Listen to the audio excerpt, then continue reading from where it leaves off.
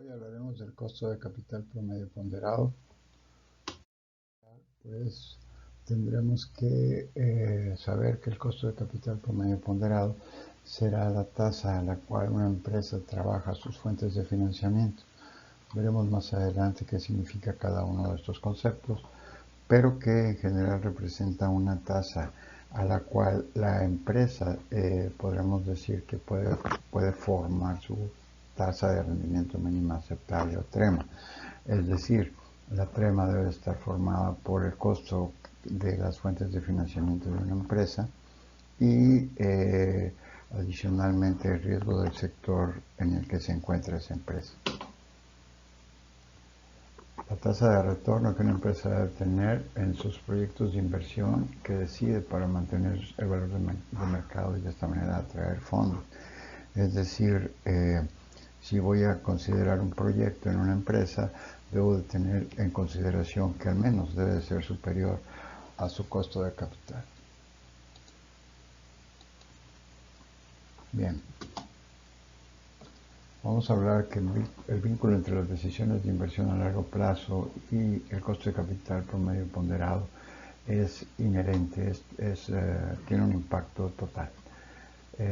Es el número mágico en el que si un proyecto de inversión no tiene una TIR superior al costo de capital promedio ponderado, el proyecto debe ser automáticamente rechazado, ya que ni siquiera cubre el riesgo, simplemente está cubriendo el costo de oportunidad de la empresa, que son las fuentes de financiamiento que la empresa obtiene. En términos generales refleja el costo promedio futuro esperado de los fondos a largo plazo, esto es, cuánto me cuesta tener un financiamiento bancario, una emisión de papeles en los mercados financieros, y esto hace, o simple y sencillamente los dividendos que he reportado a mis accionistas, y esto refiere a que ese costo es con el cual la empresa obtiene esos fondos y con ellos puede lograr su operación y las utilidades para resarcir la inversión de los accionistas o crear crecimiento de su riqueza. Los supuestos claves es considerar el riesgo negocio, que significa que es capaz de cubrir los costos operativos y para efectos del costo de capital promedio ponderado del proyecto permanece sin cambios.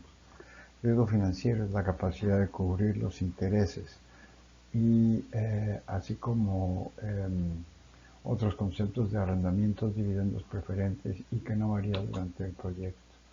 La estructura de capital meta, es decir, cuando yo obtengo un financiamiento, ya sea por parte de una institución financiera, una emisión a los mercados financieros o aportaciones de los socios, esta estructura financiera cambia. Entonces siempre debemos de mantener una estructura financiera meta. Generalmente se asocia que debemos de tener un porcentaje de pasivo a capital. Vamos a hablar también de un concepto clave que sería el costo específico de cada una de las fuentes de financiamiento. ¿Cuánto me cuesta un crédito? ¿Cuánto me cuesta la emisión de acciones preferentes o de acciones comunes, etcétera? Las fuentes de financiamiento vamos a decir que provienen de pasivos o de accionistas o de patrimonio de los accionistas. Los pasivos pueden ser corrientes o de largo plazo y el patrimonio de los accionistas puede provenir de acciones preferentes comunes y de las utilidades retenidas. Generalmente las fuentes de financiamiento se asocian a la deuda a largo plazo y al capital. Sin embargo, en algunos conceptos o cuestiones es necesario considerar activos corrientes contratados con instituciones financieras de corte. Depende del tipo del uso que se le dé. Por ejemplo, digamos, un crédito que tengo una cuenta para conseguir financiamiento en caso necesario, no es necesario con su consideración. Ok, bien, vamos a hablar de los préstamos a través de la emisión de bonos. Vamos a hablar de un concepto que se llama los beneficios netos, que es la cantidad neta que tienen estos estos costos, como serían los costos de colocación, por pago en un momento dado a los banqueros la comisión por la colocación del papel. En otro caso, por ejemplo, podemos hablar de los costos administrativos legales. Asimismo, pudiéramos hablar que vamos a hablar acerca de una fuente de financiamiento particular, la emisión de un bono, y vamos a ver el ejemplo. Dice que emitimos bonos cuyos beneficios netos son de el valor nominal de $1000 a 20 años con una tasa de interés del 9% y que fue un beneficio neto de 960. Esto significa que hubo $40 de pagos de costos de emisión y hubo 20 más dólares de costo por título en cuanto a costos administrativos, dándonos un beneficio neto de 960. La tasa de impuestos es del 40%. Entonces, en el ejercicio 0 voy a lograr 960 de beneficios netos. Voy a pagar intereses del ejercicio 1 al 20 de 90 pesos, dado que mi tasa de interés o tasa cupón, conocida como la tasa que cada pago de intereses cubre los pagos de esos intereses, y se calcula el valor nominal por la tasa cupón.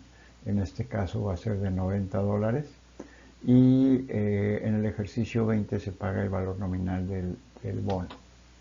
¿Okay? La fórmula para obtener el costo de capital denominado como KD va a ser igual a los intereses más la diferencia el valor nominal menos los beneficios netos entre el n periodo, y es toda esta información dividida entre la diferencia del valor nominal y los beneficios netos entre 2.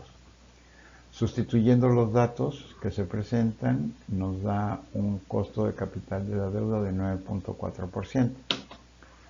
Si consideramos la tasa impositiva, para quitar ese efecto impositivo multiplicamos el costo del capital de la deuda por 1 menos la tasa de impuestos, y entonces tendremos que el costo de capital es de 5.6%.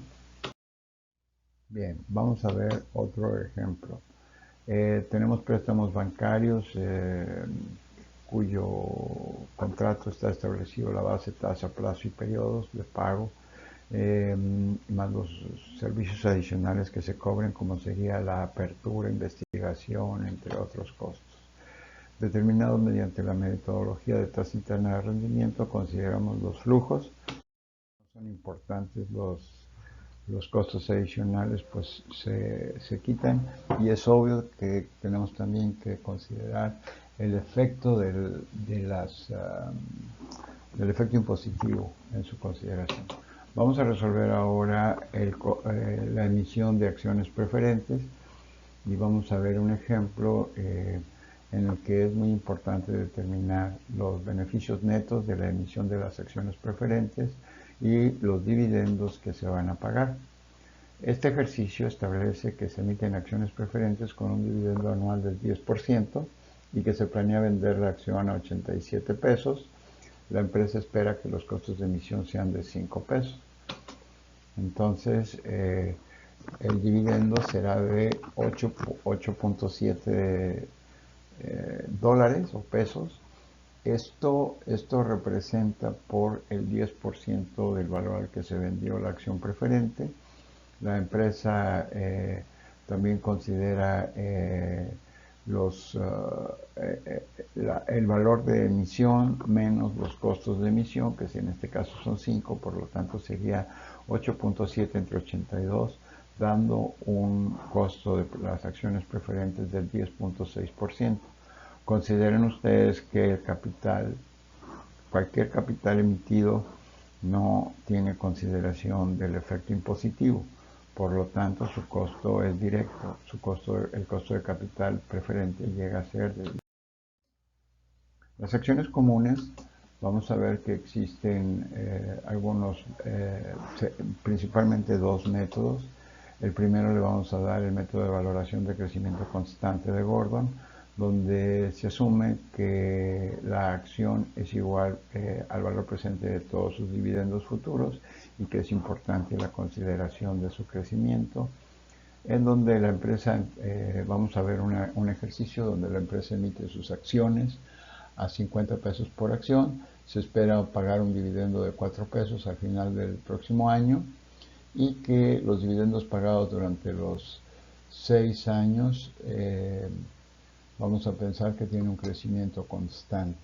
Vamos a ver que esos dividendos pagaron un crecimiento del 5% en el año hace 5 años, 7% hace 4, 4%, 4% y 5% en el pasado, y sacamos un promedio de los crecimientos que ha tenido para considerar que estos dividendos han tenido un crecimiento constante de 5% anual. Entonces nosotros podemos decir en forma de sustitución que KS o costo de capital de las acciones preferentes va a ser igual al dividendo entre el precio más el crecimiento constante o G. En sustitución sería 4 entre 50 más un crecimiento de 5.06% para darme un 13%. Vamos a ver que existe un segundo modelo para evaluar las acciones comunes, que es el CAPM, el modelo de precios de activos de capital, donde podemos considerar que RF es la tasa de retorno libre de riesgo, que en el caso de México puede ser el 7 a 28 días, en el caso de Estados Unidos puede ser la tasa de los bonos del tesoro a 30 años. También podemos considerar la TIE, la tasa de interés interbancaria de equilibrio, o en el caso de los Estados Unidos la Prime. Esas serían las tasas libres de riesgo. Cualquiera de los dos puede tener un pequeño efecto, pero sin embargo si el proyecto tiene que ver con dólares, pues entonces debemos utilizar la tasa libre de riesgo que corresponde a la economía a la cual nos enfrentamos. De esta manera nos dan la fórmula en la cual el costo de capital de las acciones, o KS, va a ser igual a RF, que es la tasa libre de riesgo, más la beta, que el coeficiente beta vamos a considerar que será igual a la covarianza de la acción con respecto al mercado entre la varianza del mercado y esto multiplicado por la diferencia del rendimiento del mercado y la tasa libre de riesgo. De ello vamos a obtener que vamos a resolver un ejercicio en la cual se nos indica que existe una tasa libre de riesgo del 7% con una beta del 1.5% y que el mercado tiene un rendimiento del 11%.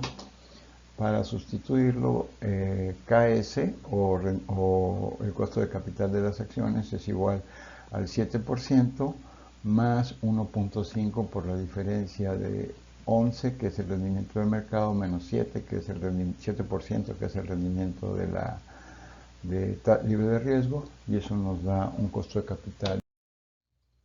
Vamos a ver cómo el costo de las utilidades retenidas, KR, es exactamente igual a KS por cualquiera de los métodos obtenidos. Entonces únicamente mencionar, no hace falta hacer ningún ejercicio, que la cantidad de utilidades retenidas que se tengan en consideración el capital de las acciones. Vamos a ver entonces cómo sacamos el promedio ponderado. Promedio ponderado significa que vamos a considerar el peso que tiene en las fuentes de financiamiento cada uno de los renglones que hemos analizado. De esta manera vamos a considerar que el costo de capital corresponde a cada uno del peso que tiene por su costo de capital correspondiente. Entonces, si consideramos que la deuda a largo plazo presenta un 40% de participación, las acciones preferentes un 10%, el capital de acciones comunes un 50% y el total es un 100% obviamente de todas las fuentes de financiamiento, y que los costos asociados de capital son de 5.6, 10.6 y 13, multiplicamos la ponderación por su costo para que nos dé el costo de capital de cada una de las fuentes de financiamiento. En el caso de la deuda a largo plazo es del 2.2, en el caso de las acciones preferentes de 1.1 y en el caso de las acciones comunes de 6.5. Sumamos todo y con ello nos da el costo del capital promedio ponderado que esta empresa tiene y con la cual evaluaremos los proyectos de inversión para obtener ya sea esto como tasa trema o le asignaremos una tasa de riesgo adicional para determinar su tasa de riesgo aceptable. Muchas gracias por su audiencia y si tienen alguna duda, algún comentario que siempre enriquecerán a un servidor y a esta pequeña y humilde participación, favor de ponerla en la parte de abajo.